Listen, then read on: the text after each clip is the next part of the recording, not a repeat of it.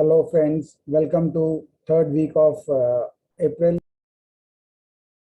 हम लोग काफ़ी लंबे छुट्टी के बाद आज मिल रहे हैं। इससे पहले मैं अपना डिस्क्लेमर का वीडियो आपको स्लाइड शो कर दिया है, तो उसको मैं रिपीट नहीं करूँगा, आपका समय बचाता हूँ।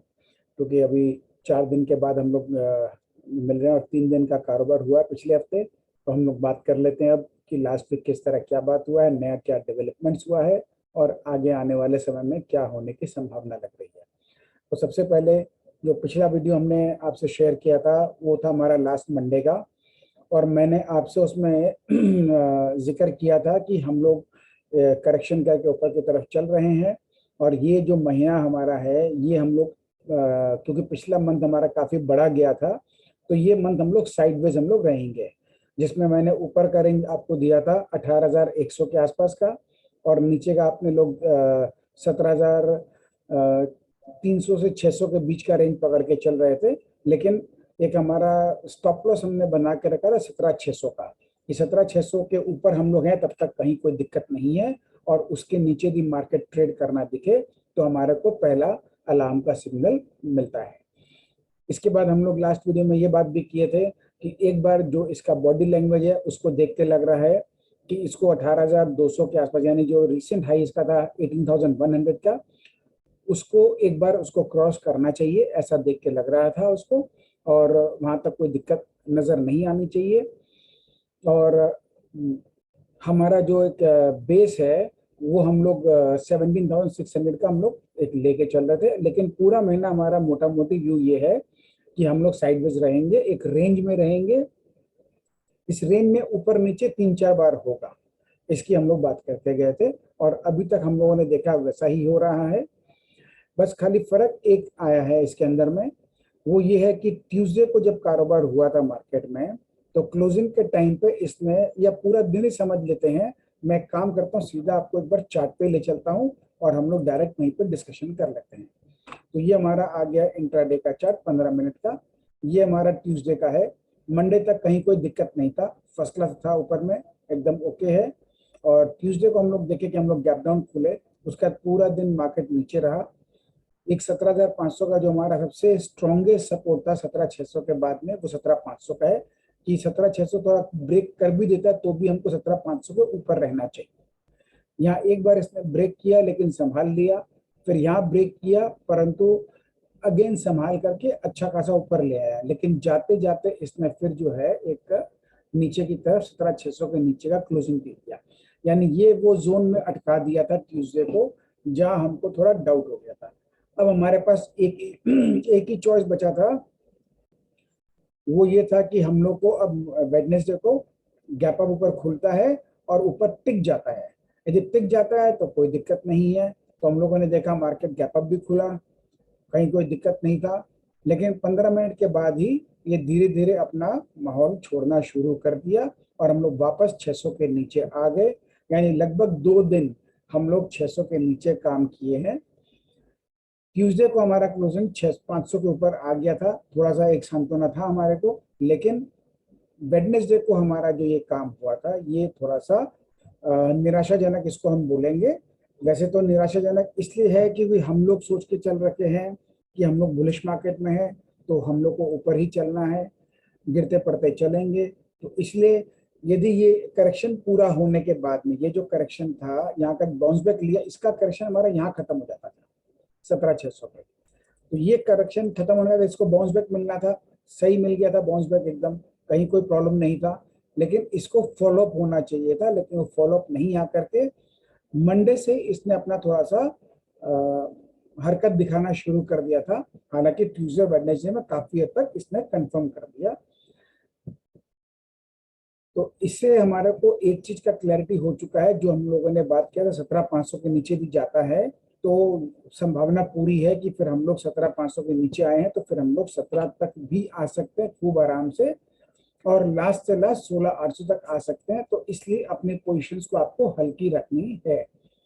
तो जिन दोस्तों ने हल्का रखा है उनको कोई दिक्कत नहीं होना चाहिए, जिन्होंने नहीं रखा है उनको भी कोई विशेष निराशा नहीं होना चाहिए, क्योंकि कल हमारे पास जब मंडे को बाजार खुलेगा तो बाजार अभी तक जो दिखा रहा है एसजीएक्स निफ्टी, उसका फिर दिखा रहा है 200 पॉइंट करीब माइनस दिखा रहा है।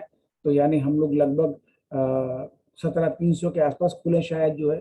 तो जब 17,300 के आसपास खुलेंगे तो ये हमारा समझ लो जो 425 का भी लाइन जो ड्रॉ हुआ था इसके भी नीचे ये हो जा रहा है। तो अब इतना क्योंकि गिरावट एक बार आया है तो हो सकता है बाउंस बैक भी ले लेगा।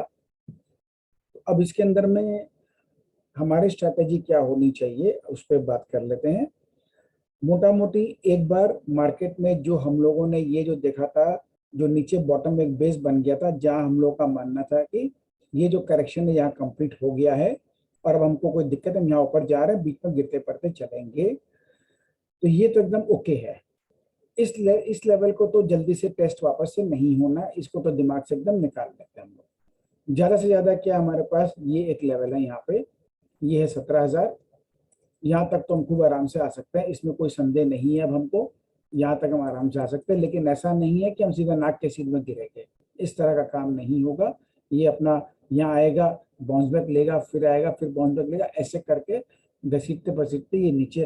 तो ये पूरा वीक जो है, पूरा सप्ताह हमारा मोटा मोटी हम लोग बियरिश टोन ज्यादा रहेगा, साइडवेज टू बियरिश रहेगा।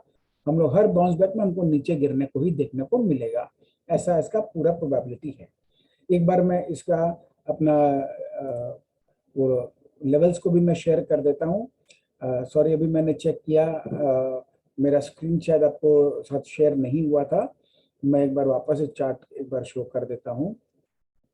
ये चार्ट आ गया, मेरा अभी ध्यान गया कि स्क्रीन मेरा शेयर नहीं हुआ था। ये तो चार्ट आपके सामने आ गया है। तो ये अपना मंडे, ट्यूसडे और वेडनेसडे। तो ट्यूसडे वेडनेसडे को हम लोगों ने देखा ये नीचे ही काम कर रहा है। एक लाइन 17,500 का ड्रॉ हुआ था। यहाँ एक बार, दो बार, तीन बार अटेम्प्ट हुआ नीचे ब्रेक करके टिकने का, बाउंस बैक लेते गया, लेकिन हर बार यहाँ पे वीकनेस ज्यादा दिखाई दिया। खाली इस जगह पर एक बाउंस बैक शार्प था। तो ये हमको ट्यूसडे को इसने काफी हद तक इंडिकेट कर दिया था और वेडनेसडे को फॉलोअप भी हमको मिल गया था कि नीचे क्लोजिंग दे रहा है जाते जाते। तो यहाँ हमको एग्जिट हमारे लिए मतलब ऐसा नहीं कि कोई पैनिक की बात है, लेकिन हमको कोई भी बड़ा पोजीशन से हमको एग्जिट ले लेना हमारा यहाँ पे बनता है। ये हम आते हैं डेली चार्ट पे। तो डेली चार्ट पे भी हमारा को दिखाई दे रहा है कि ये खूब आराम से, एक तो ये लेवल है 17,250, फिर हमारा लेवल यहाँ पर 17,000 के आसपास एंड फाइनल 16,800। तो यहाँ पे हम लोग अब बाउंस बैक लेंगे, गिरेंगे, फिर बाउंस बैक लेंगे, गिरेंगे, ऐसे करते करते हम यहाँ तक आ सकते हैं खूब आराम से। ठीक है ना। अब एक बार मैं आपको वो भी दिखा देता हूँ अपना लेवल्स को जो है। तो हमारा जो लेवल्स इस बार का निकल के आया इस वीक का, वो हमारा ये है 17,825 ऊपर साइड का है और नीचे 17,125 का है। ऊपर यहाँ तक हम लोग बाउंस बैक खूब आराम से लेना चाहे ले सकते हैं, क्योंकि मार्केट में एक तरफा तो कभी होता नहीं है काम। तो कोई भी एक न्यूज अच्छा कुछ भी आता है बीच में तो ये बाउंस बैक ले सकता है, लेकिन यहाँ टिकेगा नहीं, इसको वापस नीचे गिरना है। मंथली लेवल पे अपनी बात हुई थी कि इतना बड़ा महीना का रेंज है तो उनको ऊपर के रेंज और नीचे के रेंज को इग्नोर करना है, यहाँ तक काम होना नहीं है। अपना धारणा ये था कि 18,200 300 पे अटकेगा और नीचे अपना धारणा ये है कि 16,800 तक मैक्सिमम जाएगा। इस जोन में इसको काम करना है, लेकिन हमारे लिए सपोर्ट था 17,600 का। तो ये हमारा ब्रेक हो चुका है और ब्रेक होकर के क्लोजिंग भी दे चुका है। 2 दिन हम लोग इसके नीचे ट्रेड कर चुके हैं। तो ये कंफर्म कर दिया कि हमको एक बार अब नीचे आना है। इसको पहला सपोर्ट 17,300 मिलेगा, जो कि हमारा कल ही खुलना चाहिए, जो एसजीएस निफ्टी का ढंग देख के लग रहा है। फिर बाउंस बैक मिलेगा डेली लेवल के, आपसे अपना वो काम करना है। डेली लेवल आपका 17,280 300 आ रहा है, तो बिल्कुल वही जगह है। तो संभावना है कि यहाँ पे सपोर्ट ले ले कल और लेकर के बाउंस बैक मिल जाए। बाउंस बैक ऊपर मिलता भी है तो यहाँ पे इसको अटकना है 17,600 के आसपास। हो सकता है 500 पे ही अटक गया और वापस नीचे गिर जाए। तो अब कैसा मूवमेंट लेता है आपको लेवल पे देख करके अपना काम करना है। ठीक है ना। तो ये अपना लेवल्स का हो गया। यहाँ कहाँ तक जा सकते हैं इसका ये भी हमने सामने शेयर करके देख लिया है। और उसी तरह से हमारा बैंक निफ्टी है। अब बैंक निफ्टी भी हमारा खूब आराम से 34,900 तक आराम से आ सकता है। अभी हमारा बैंक निफ्टी 37,500 के आसपास है। तो यानी लगभग यहाँ से 1,600 पॉइंट के करीब एक नीचे की गिरावट जो है देखने, 16 नहीं 2,600 पॉइंट की गिरावट नीचे देखने को मिल सकती है। तो इतना इसमें अभी गैप है, तो वहां तक जा सकता है खूब आराम से। यदि ये इतना जाएगा तो उसके हिसाब से 600-700 पॉइंट का निफ्टी में भी देखने को मिलने का पूरा संभावना बन जाता है। तो ये सारे काम तभी होंगे जब हमारा वीक का लेवल जो है ब्रेक करके टिकेगा और वो अभी तक का जो माहौल देख के लग रहा है उसमें कहीं भी मेरे को ऐसा डाउट नहीं दिख रहा है कि ऐसा ब्रेक होगा कि नहीं होगा। वो बिल्कुल होने की चांसेस है कि हो सकते हैं। एक तो चारों तरफ न्यूज़ भी हमारा काफ़ी गड़बड़ चल रहा है, ये भी आपको एक बार न्यूज़ भी दिखा देते हैं।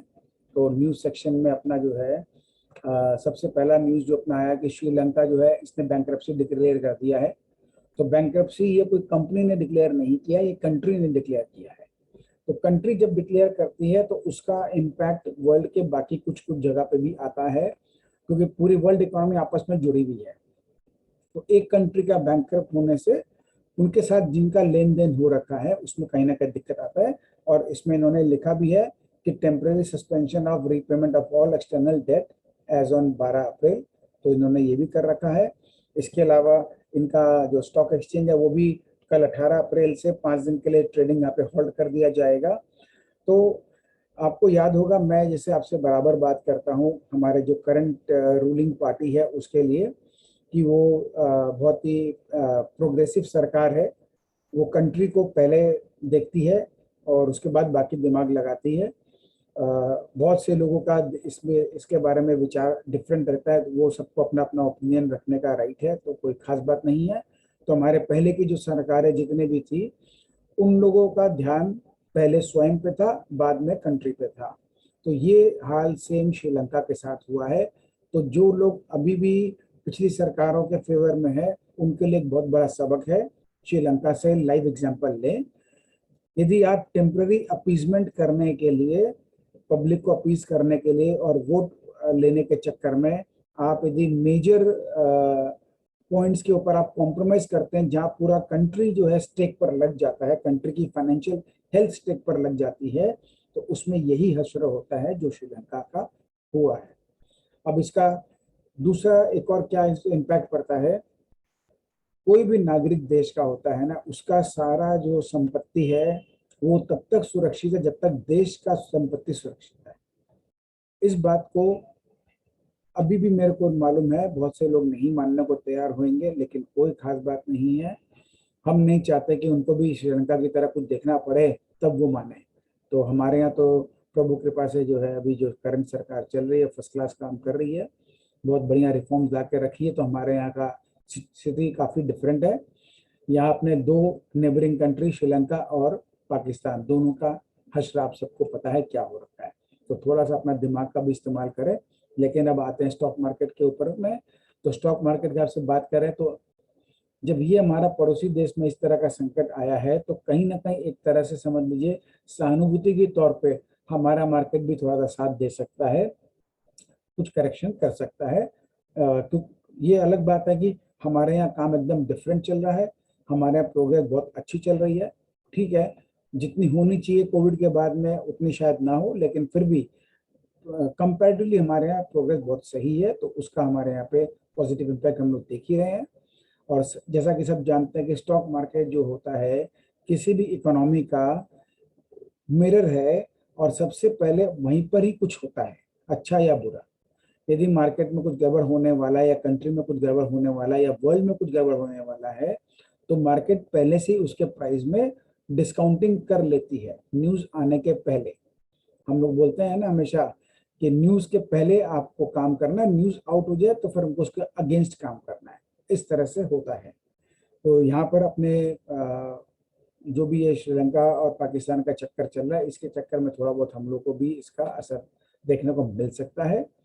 दूसरा यहाँ पे जो रशिया यूक्रेन का है इसके अंदर मैंने आपसे शेयर भी किया था कि ये थोड़ा लंबा खिंच रहा है, खिंच दे कोई खास बात नहीं है, बस बिगड़ना नहीं चाहिए। यहाँ पर अभी जो हाल देख रहे हैं बहुत बार क्या होता है जब मामला लंबा खिंच जाता है ना उसमें कहीं ना किसी को कोई फ्रस्ट्रेशन सा आ जाता है और उस फ्रस्ट्रेशन में कोई गलत कदम ना उठा ले जिसको हर्जाना जो है बाकी लोग को देना पड़ जाता है। ये मैंने आपको पिछले दो वीडियो पहले मैंने आपसे शेयर किया था।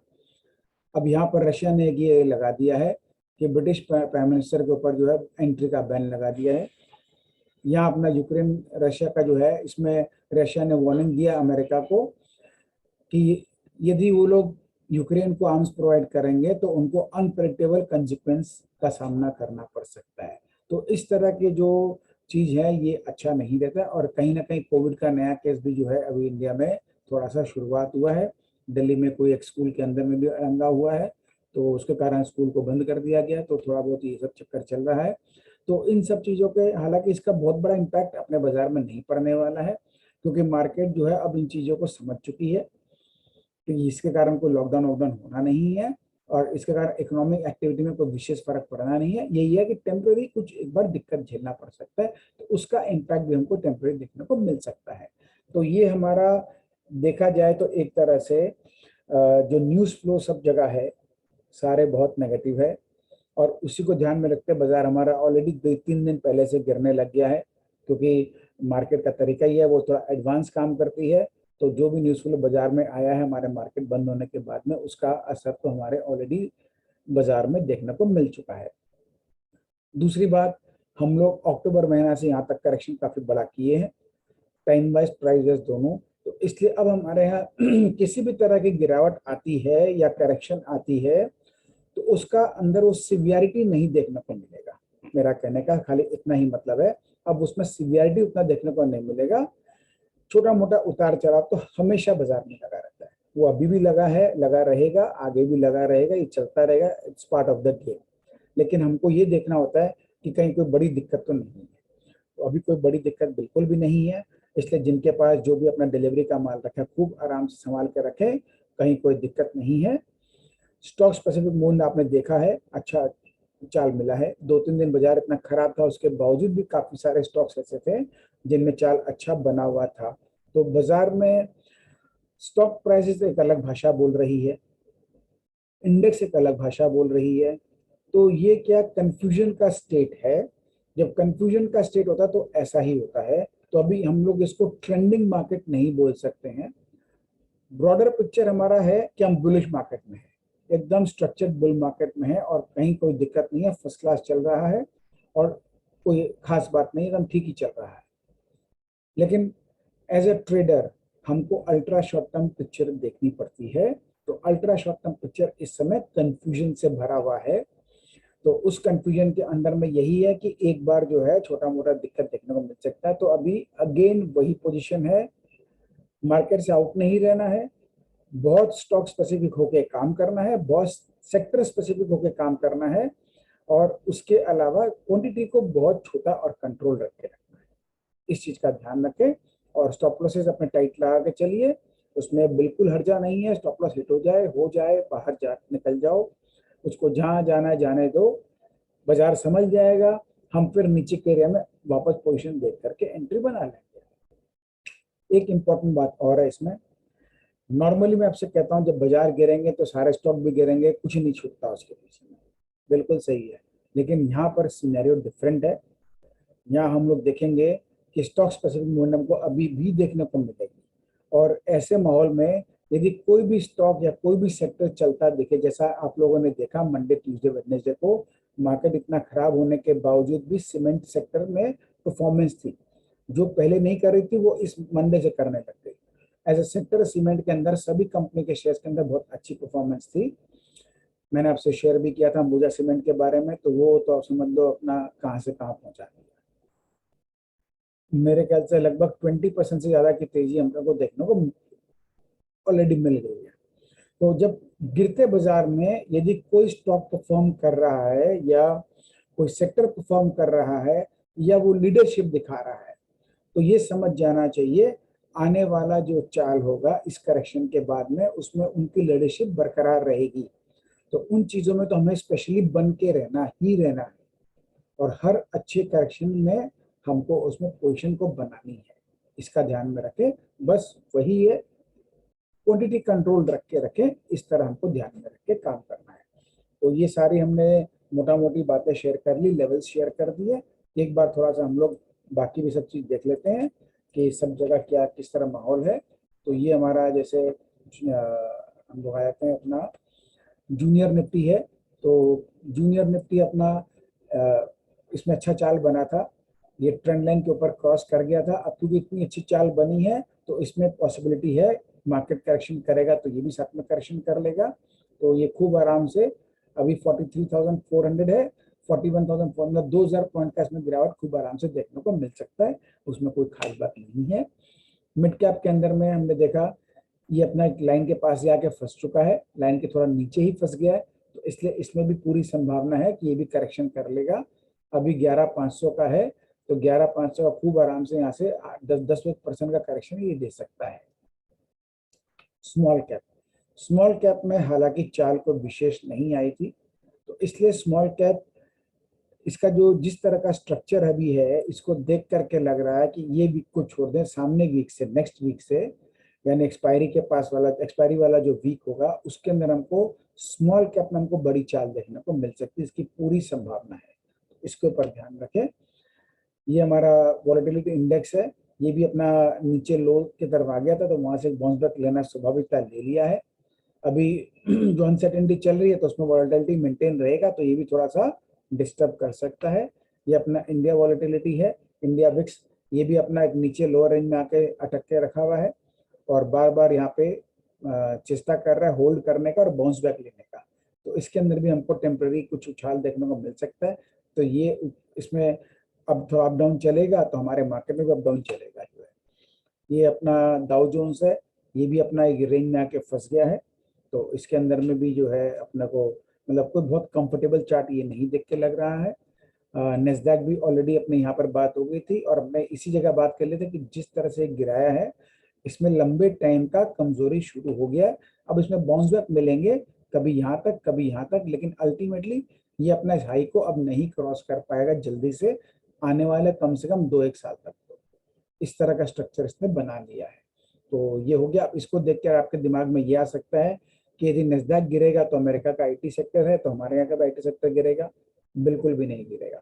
अपने यहाँ का अलग स्टोरी है, इनके आईटी सेक्टर में काफी स्ट्रेच्ड वैल्यूएशंस है ऑलरेडी, इसीलिए उसके अंदर में पूरी गुंजाइश थी नीचे करेक्शन करने की, और वो कर भी रहा है। अपने यहाँ स्टोरी डिफरेंट है। अपने अभी क्लाउड कंप्यूटिंग के अंदर में इंडिया जो है अभी ट्रांसफॉर्मेशन फेज में है, और यहाँ पे काफी अच्छा काम चल रहा है, तो इसके अंदर में यहाँ पे साइडवेज रह सकता है, लेकिन गिरने की जगह बहुत ज्यादा नहीं है। साइडवेज से लेकर के हम लोग बुलिश टोन मेंटेन रखेंगे, और हमारे यहाँ का आईटी परफॉर्म करता रहेगा। छोटे मोटे करेक्शन बीच में चलते रहेंगे, कोई खास बात नहीं। ये अपना ब्राजील का है, इसका मैंने आपसे कहा भी था कि चार्ट मेरे को काफी पसंद है और फर्स्ट क्लास काम कर रहा है। जब इतनी बड़ी चाल आती, थोड़े बहुत करेक्शन बनता है, तो हो सकता है करेक्शन एक बार यहाँ तक कर ले वापस इस जगह तक, और फिर ये जो चाल है इसका 62% तक रिट्रेसमेंट कर दे, यानी 11,300 के आसपास तक यहाँ तक आ सकता है, लेकिन फिर वापस ये अपना संभाल लेगा। इसमें कहीं कोई विशेष दिक्कत नजर नहीं आ रही है। ये अपना फ्रांस का है और जर्मनी का, ये सारे दाव के साथ चलते हैं, तो इनका स्ट्रक्चर मोटा मोटी एक जैसा ही है। वो चलेगा ये चलेंगे, वो गिरेगा ये गिरेंगे। ये अपना जापान का चार्ट, इसमें इसका स्ट्रक्चर हमने आपसे पहले शेयर कर रखा है कि बहुत ही बेहतरीन बना रखा है। करेक्शन बहुत जबरदस्त हो चुकी है। पूरे वर्ल्ड मार्केट में थोड़ा सा अनसर्टेनिटी है, तो थोड़ा सा ये भी साइडवेज खड़ा रह जाएगा, छोटा मोटा करेक्शन ये भी दे देगा, लेकिन अल्टीमेटली ये चार्ट जो है अच्छा खासा लंबा तेजी के लिए तैयार हो चुका है। तो ये हो गए सारे चीज। अब अपना आते हैं डॉलर इंडेक्स में। डॉलर इंडेक्स में ये मेरे व्यू के विपरीत काम कर रहा है। मेरे को ऐसा लग रहा था कि ये इस जगह पर अटक जाना चाहिए और इसको नीचे आ जाना चाहिए, फिर ये ऊपर गया तो हमको लगा कि टेम्परेरी ऊपर है, वापस नीचे आ जाना चाहिए, लेकिन ये नीचे नहीं आ रहा है और ऊपर जाकर 100 के पार टिका दिया है। ये वहाँ के जो भी चल रहे हैं अमेरिका के अंदर में डेवलपमेंट, वहाँ का इन्फ्लेशन को लेकर के, उनका वहाँ पे बॉन्ड यील्ड को, रेट्स को लेकर के, उन सब चीज के चक्करों में ये ऊपर बढ़ा रखा है। लेकिन फिलहाल हम तो देखिए चार्ट वाले लोग हैं, स्क्रीन को मानने वाले लोग हैं, तो स्क्रीन हमको ये बता रहा है कि ऊपर जा रहा है, तो हमको इसको एक्सेप्ट करना होगा। तो ये जा रहा है, तो ये कोई अच्छा संकेत उतना नहीं है। इसके कम पर साथ साथ में अपना ये इंडियन करेंसी है, ये कंपैरेटिवली आप देख रहे होंगे उतना कमजोर नहीं हुआ है। डॉलर नया ऊंचाई बना रहा है डॉलर इंडेक्स, लेकिन ये अपना नीचे स्ट्रेंथ दिखाता है, फिर उठता है, फिर स्ट्रेंथ दिखाता है। कंपैरेटिवली ये ठीक है, लेकिन यदि डॉलर इंडेक्स थोड़ा ऊपर बढ़ेगा तो ये भी थोड़ा ऊपर बढ़ सकता है। लेकिन फिलहाल ये इसमें स्ट्रेंथ है हमारी इंडियन करेंसी में, तो ये हमारे बाजार में रिफ्लेक्शन कर रही है। इसी कारण से देख करके लगता है कि हमारे मार्केट जो है वर्ल्ड के मार्केट से थोड़ा अलग परफॉर्म करेंगे, ऐसा हम लोग देखेंगे। गोल्ड का अपने इस जगह बात हुआ था कि ये यूक्रेन के चक्कर में बढ़ गया है, वापस से नीचे आ गया है। अब अगेन वही अनसर्टेनिटी है, इसमें थोड़ा सा निकालने की कोशिश कर रहा है, तो अभी इसमें बहुत कोई क्लैरिटी नहीं है इसके अंदर में कि किस तरफ जाना चाहता है। हालांकि सिल्वर उससे बेटर है, लेकिन फिर भी पिक्चर क्लियर नहीं है।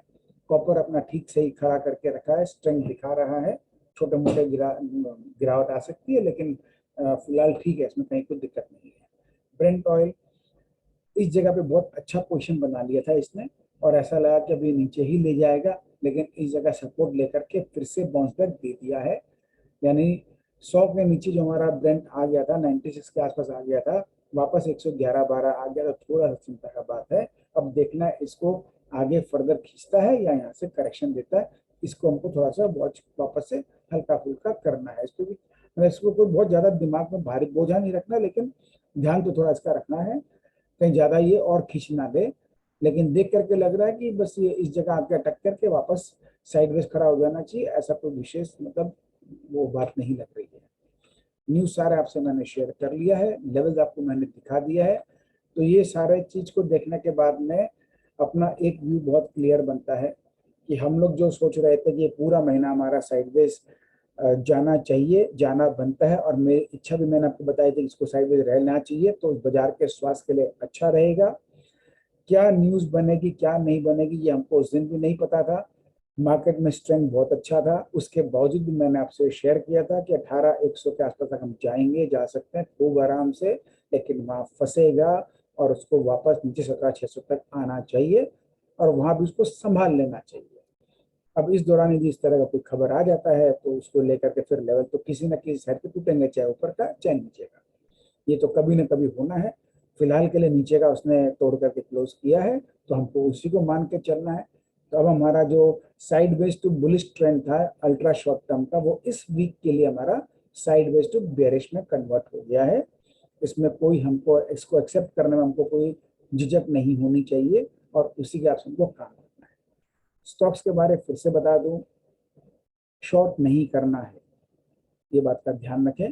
जो बहुत ही स्किल्ड ट्रेडर हैं वो इंट्राडे शॉर्ट जो करना चाहे कर सकते हैं, या एक दिन के पोजीशन में करना चाहे कर सकते हैं, लेकिन पूरा उसको समझ बूझ करके और बहुत ही टाइमली प्रॉफिट बुक करके बाहर निकल जाए। क्योंकि आपने पिछले 6 महीने में देख लिया जो करेक्शन का जो फेज चला था, इसमें जितने भी लोगों ने शॉर्ट किया उनका क्या बुरा हश्र होगा ये आपने देखा है। तो हम नहीं चाहते कि वो हमारे साथ किसी के साथ भी हो। तो इसलिए जब हम बुलिश मार्केट में होते हैं ना, तो हमको शॉर्ट करके नहीं खेलना होता, बल्कि हर डिप में एक अच्छी जगह पर हमको नया पोजीशन बनाने का ध्यान रखना होता है। तो उसको ध्यान में रखते हुए काम करें तो कहीं कोई दिक्कत आएगा नहीं। चीज़ों को समरी कर देते हैं। फिलहाल के लिए ये वीक हमारा जो है जाने के ऊपर हम 18 तक जा सकते हैं, लेकिन मेरे को डाउटफुल लग रहा है। हम लोग बाउंस बैक भी लेंगे तो 17,600 के आसपास अब हम अटकेंगे, क्योंकि जो हमारा एक तो स्ट्रॉन्ग सपोर्ट का एरिया था जिसको तोड़ना नहीं चाहिए था उसको तोड़ चुका है। तो अब ये हमारा अटकने का जगह बन जाएगा। हम लोगों ने वेडनेसडे को भी देखा, हमारा जो हाईएस्ट लेवल था 17,670 के आसपास का था, ठीक उसी के आसपास से ही बाजार जा करके घुमा दिया है इसने। शॉर्ट टर्म के लिए एक बार, इस वीक के लिए इसने एक बार 17,600 को अपना एक तो जो है स्ट्रॉन्ग रेजिस्टेंस बना लिया है, तो वहां पर ये अटकेगा। नीचे इसको सपोर्ट मिलना है बार बार। पहले अभी 300 के आसपास मिलेगा, फिर ऊपर बाउंस बैक लेगा गिरेगा, फिर 200 पे मिलेगा, फिर बाउंस बैक लेगा, फिर 100 पे मिलेगा। तो ये सिलसिला चलेगा। तो मतलब अब हमको यहाँ से वॉलेटाइल मूव देखने को मिलेगा, जिसको हैंडल करना इतना इजी नहीं होगा। तो ऐसे केस में क्या करने होते हैं, पैसे बचाना मतलब पैसे कमाना। हम लोग वापस से उस फॉर्मूले पे आ जाते हैं। तो हमको ज्यादा उंगली नहीं करना, संभल के काम करना, कम काम करना, कंट्रोल क्वांटिटी में काम करना, बहुत स्टॉक स्पेसिफिक होके काम करना, और बहुत ही कम स्टॉक्स के अंदर में एक साथ एक्सपोजर रखना, जिसको हम ठीक से फॉलो कर सकें। इतनी सारी बातों का खाली ध्यान रखना और काम करो, कहीं कोई दिक्कत नहीं आएगी। अभी फिलहाल के लिए हर बाउंस बैक में हमारे को प्रॉफिट बुकिंग है, ट्रेडिंग पोजीशन के बता रहे हैं, या पुट को लेना है, और नीचे आता है हर 200 पॉइंट की गिरावट पे उसको पोजीशन को बराबर करनी है, और एक बाउंस बैक का हम लोग एक एक्सपेक्टेशन रख के कॉल भी खरीद सकते हैं। तो डेली के लेवल पे ही काम करना है, उसको ध्यान में रखें। और वीकली लेवल यदि हमारा कट जाए और उसका कंफर्मेशन हो जाए कट के, तो फिर हम लोग को पुट बाई करने में और ईजी हो जाएगा। क्योंकि हमारे को पता है ये जो चाल नीचे का है 17,000 बहुत स्ट्रॉन्ग सपोर्ट इसके लिए रहेगा, लेकिन जाने को 16,800 तक जा सकता है। लेकिन मेरे को बिल्कुल भी अभी फिलहाल कहीं भी ऐसा नजर नहीं आ रहा है, और मेरे को इस समय तक पूरा फर्म बिलीव है कि उसको ये तोड़ना नहीं चाहिए, तोड़ना नहीं, तोड़ेगा नहीं, ऐसा पूरा साफ दिखाई दे रहा है। तो इस चीज को, इतना रेंज को ध्यान में रख के हमको काम करना है। तो हमारा रेंज फिलहाल 17,600 से 18,200 जो था वो शिफ्ट हो गया है अब 17,600 से लेके 16,800 या 17,000 समझ गए, तो इस रेंज में शिफ्ट हो गया है। अब ये बाकी समय देख करके ऐसा लग रहा है कि निफ्टी जो है वो इस जगह निकाल लेगी। और ये मैंने आपको जो 1 महीने पहले आपसे शेयर किया था वो आज फिर दोहरा दूं, एक तरह का इल्यूजन है ये, क्योंकि पूरा दुनिया जो है वो निफ्टी को देखते हैं और उसके हिसाब से काम करती है। तो निफ्टी जो है नीचे की तरफ कमजोर दिखा के खड़ा रहेगा, और हम लोग देखेंगे काफी सारे स्टॉक्स के अंदर हमको अच्छा चाल ऊपर की तरफ देखने को मिल गया है।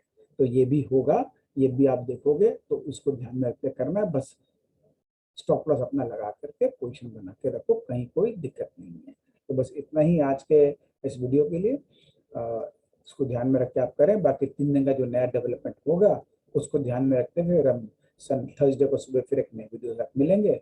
और कुछ एक स्टॉक्स के ऊपर में मैं आपको मैसेज कर दूंगा फ्रंट पेज के ऊपर में कि किन स्टॉक्स में पोजीशन बनानी है और किस में हल्का रहना है। फिलहाल के लिए मेटल सेक्टर करेक्शन मोड में एक बार आ गया है, इसमें काफी अच्छी चाल देखने को मिली है। तो जिनके पास मेटल का स्टॉक्स है वो एक बार प्रॉफिट को बुक कर लें।